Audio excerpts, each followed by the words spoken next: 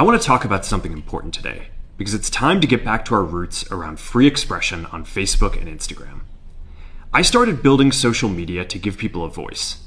I gave a speech at Georgetown 5 years ago about the importance of protecting free expression, and I still believe this today. But a lot has happened over the last several years. There's been widespread debate about potential harms from online content. Governments and legacy media have pushed to censor more and more. A lot of this is clearly political, but there's also a lot of legitimately bad stuff out there.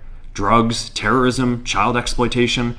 These are things that we take very seriously, and I want to make sure that we handle responsibly. So we built a lot of complex systems to moderate content.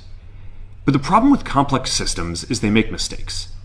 Even if they accidentally censor just 1% of posts, that's millions of people.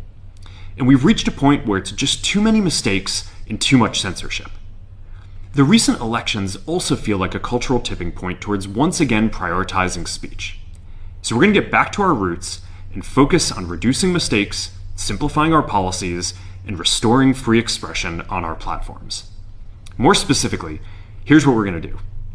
First, we're going to get rid of fact checkers and replace them with community notes similar to X, starting in the US. After Trump first got elected in 2016, the legacy media wrote non-stop about how misinformation was a threat to democracy. We tried in good faith to address those concerns without becoming the arbiters of truth. But the fact checkers have just been too politically biased and have destroyed more trust than they've created, especially in the US.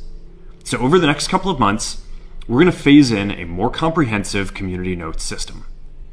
Second, we're going to simplify our content policies and get rid of a bunch of restrictions on topics like immigration and gender that are just out of touch with mainstream discourse.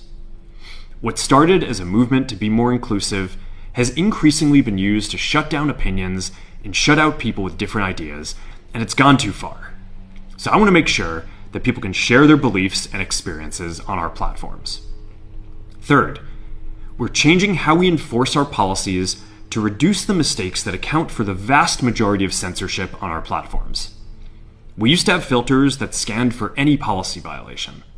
Now, we're going to focus those filters on tackling illegal and high-severity violations.